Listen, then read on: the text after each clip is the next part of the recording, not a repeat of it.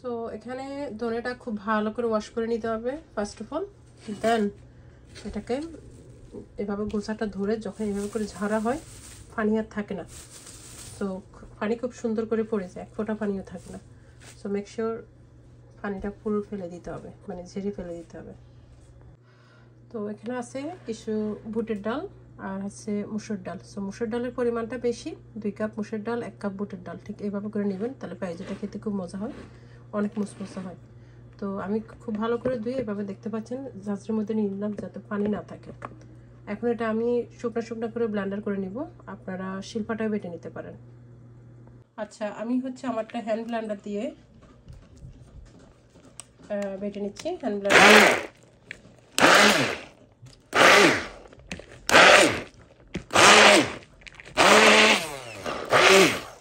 So totally কোনো পানি না দিলে বেশি ভালো হয়। তো এখানে দেখতে পাচ্ছেন আমি পেঁয়াজটা এভাবে কিউব করে নিচ্ছি মেশিনের সাহায্যে। তো এখানে একটা টিস্যুর মধ্যে রাখছি।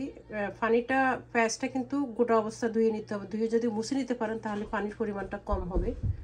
কেটে নেওয়ার পরে আমি এখানে রাখছি টিস্যুর মধ্যে, এরপরে আরও একটু মুছি যাতে পানি টোটালি না থাকে, তাহলে পেঁয়াজটা কী হবে ঝরঝরা থাকে। আর এখানে মরিচ আছে, মরিচটাও সেম, পানি রাখা যাবে না, পানি রাখা যাবে না।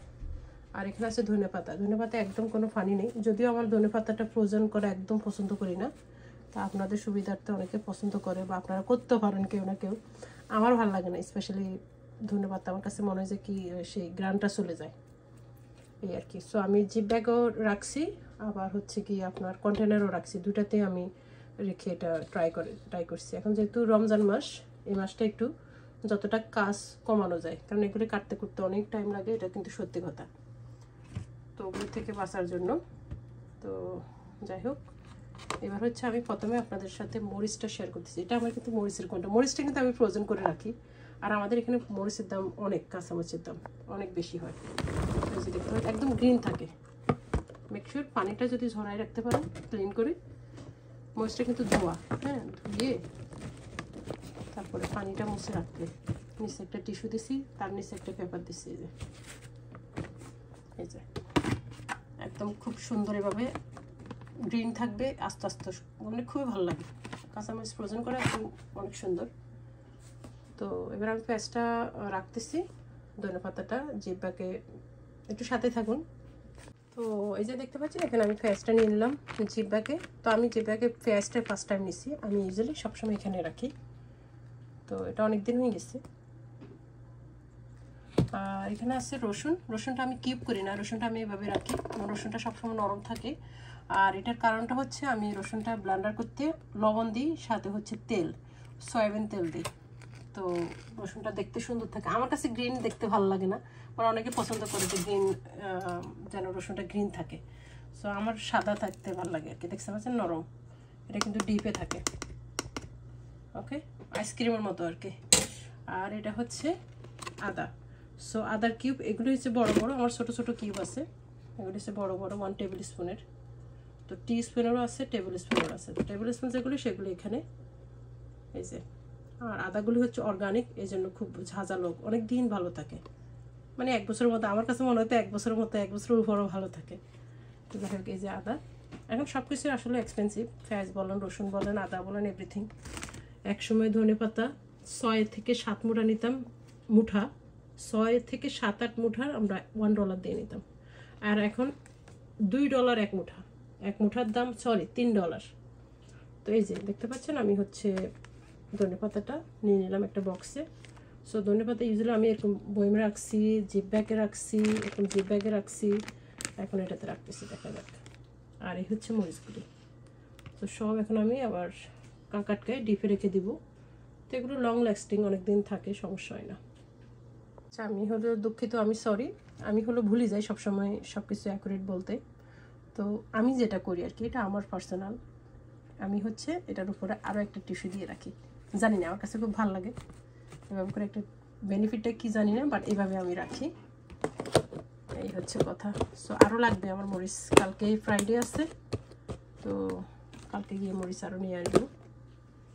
এই তো এখানে দেখতে পাচ্ছেন আমার ডালটা কিন্তু আমি হ্যান্ড ব্লেন্ডার দিয়ে করে নিচ্ছি, আপনারা দেখতে পাইছেন। আর এটা কিন্তু বেশি মিহি না, কিছু কিছু গোটা গোটা আছে, কিছু গোটা আছে এই যে।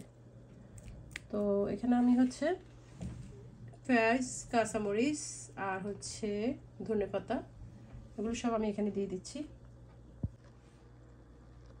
তো এই যে দেখতে পাচ্ছেন আমি সব রেডি করে রাখছি, লবণও দিয়ে দিচ্ছি, একটুখানি রসুন নিলাম, একটু হলুদ, একটু মরিচের গুঁড়ো সামান্য পরিমাণ, এই মরিচটা ঝাল নেই, জাস্ট কালারটা সুন্দর হবে এবং ফ্লেভার হবে। ধনেপাতা তো দিচ্ছি, কাঁচামরিচ দিলাম, পেঁয়াজ দিলাম। এখন উপর থেকে আগে পেঁয়াজটাকে আমি একটু ভালো করে নরম করে নেব, একটু ভালো করে নরম করে নিচ্ছি। ওকে, নরম করে নিচ্ছি। এবার হচ্ছে আমি সব সুন্দর করে মেখে নেব, মিক্স করে নেব।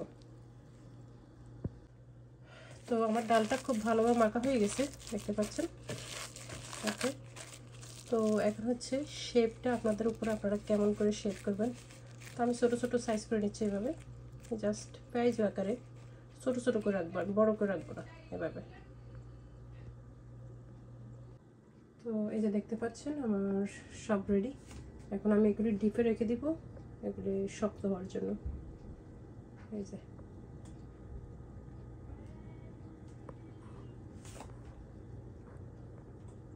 তো এগুলি দেখতে পাচ্ছেন আমি হচ্ছে এগুলি ফ্রিজ থেকে বের করলাম, এগুলো অনেক ঠান্ডা। এই যে, তো একটু ওয়েট করতে হবে, জাস্ট 5 মিনিট ওয়েট করলে, 5-6 মিনিট ওয়েট করলে এটা একটু নরম হয়ে যাবে হালকা, তারপরে এটা খুলে যাবে, একটু ইয়ে করলেই খুলে যাবে, কারণ এখনও শক্ত হয়ে গেছে। আমি আজকে ভুলে গেছি ফয়েল পেপারটা দিতে, তাহলে খুব তাড়াতাড়ি উঠে যেত ফয়েল পেপার হলে। আর আজকে আমি ইগার্টের বটলের মধ্যে রাখবো, আপনারা জিপ ব্যাগে রাখতে পারেন, টিফিন বক্সে রাখতে পারেন। ওকে, এই যে দেখতে পাচ্ছেন একদম 4-5 মিনিটের বেশিক্ষণ ওয়েট করবেন না, এখন সাথে সাথে এটা রেখে দিতে হবে, আবার না হলে নরম হয়ে যাবে, সমস্যা হয়ে যাবে নরম হয়ে গেলে। তো এখন আমি প্যাকেটে রেখে দিচ্ছি। তো এবার দেখুন এখানে আমি বেসন নিলাম, আমার মনে হয় এখানে আমি অ্যাকচুয়ালি মেজারমেন্ট করে নিয়ে ঢেলে দিছি, তো আন্দাজ করলে এখানে 3 কাপ হবে, আই থিঙ্ক এখানে 3 কাপ হবে। দেখতে পাচ্ছেন এখানে আমি চালনিতে নিয়ে নিলাম। তো এটা অপশনাল, চালনিতে না নিলে একটু কিছুক্ষণ ভিজায় রাখলে, মানে কিছুক্ষণ ভিজায় রাখলে সে দানা দানা ভাবটা থাকে না। তো যাই হোক, এটা ছেলে নিলে খুব সহজ হয়, তো আমি আগে ছেলে নিচ্ছি। এখানে দেখতে পাচ্ছেন আমি পুরো বেসনগুলো সব ছেলে নিছি, এই যে অবশিষ্ট কিছুই নেই। হাতের সাহায্য করলে খুব জলদি হয়, হাত দিয়ে যখন ঘুরাবেন খুব তাড়াতাড়ি করে পড়ে যায়। তো এগুলো আসলে চামচের কাজ না আর কি। তো এখন আমি যা যা দিব, প্রথমে আমি হলুদের গুঁড়ো, মরিচের গুঁড়ো দিব, পাপরিকা দিব। এখানে আমি মরিচ, হলুদ এবং পাপরিকা দিয়ে দিলাম। এবার আমি এখানে দিব, আসলে এগুলো আমার ঘরে করা মশলা। এখন দিয়ে দিচ্ছি আমি জিঞ্জার পাউডার, এটা আমি নিজে করছি। আদার গুঁড়ো দিয়ে দিচ্ছি। এবার দিয়ে দিচ্ছি আমি গ্রিন অনিয়ন পাউডার, এটা আমার নিজেরই করা গ্রিন অনিয়ন পাউডার। এগুলো করে আমি সব ডিপে রেখে দিছি। আরেকটু দেওয়া যায় গ্রিন অনিয়ন পাউডার, সব এগুলো আমার গার্ডেনের, মানে গ্রিন অনিয়ন পাউডারটা আমার গার্ডেনের, আদা না। ইভেন মরিচগুলোও কিনা, হলুদটাও কিনা। হ্যাঁ, এবার দিয়ে দিচ্ছি আমি লবণ আরও লাগবে। ওকে, লবণ দেওয়া শেষ, অ্যাকচুয়ালি পরে আবার দেওয়া যায় লবণটা। এবার আমি হচ্ছে আমার স্পেশাল একটা মশলা দিয়ে দিচ্ছি, এর মধ্যে আছে জিরা, ধনিয়া আর শুকনো মরিচ। শুকনো মরিচটা কিন্তু ঝাল না, কিন্তু অনেক গ্রান হয়, অতিরিক্ত ঝাল না কিন্তু। তো আপনারা এই মরিচটা, মানে রেগুলার যে মরিচ, ওটা স্কিপ করতে পারেন, জাস্ট এই শুকনো মরিচের এটা দিলে চলবে। তো আমি দিয়ে দিচ্ছি এখানে হচ্ছে জিরা আর ধনিয়া, শুকনো মরিচটা স্কিপ করতে পারেন যদি চান, এটা বেশি ঝাল না। ওকে, 3 চামচ দিছি। এবার হচ্ছে আমি কাসুরি মেথি দিব, এর আগে আমি একটু আনার দানাটা দিয়ে দিই। এটা হচ্ছে ডালিমের গোটা, এটা কিনতে পাওয়া যায়।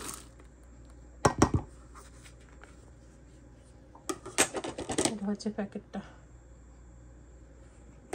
ওকে, এবার হচ্ছে আমি কাসুরি মেথি দিয়ে দিচ্ছি। এই তো রেডি, সব কিছু রেডি। কী কী মশলা দিছি অবশ্যই দেখতে পাইছেন, বুঝতে পারছেন। এবার হচ্ছে আমি সব মিক্স করব। এখানে চাইলে একটু রসুন পাউডার দিতে পারেন, আমি দিচ্ছি না। তো এই তো হয়ে গেছে। এখন আমি সব খুব ভালো করে মিক্স করে নিব। হাতের সাহায্য করলে বেশি ভালো হয় আর কি, সুন্দর করে মিক্স হবে। তো এই যে দেখতে পাচ্ছেন আমি খুব সুন্দর করে মিক্স করে নিছি।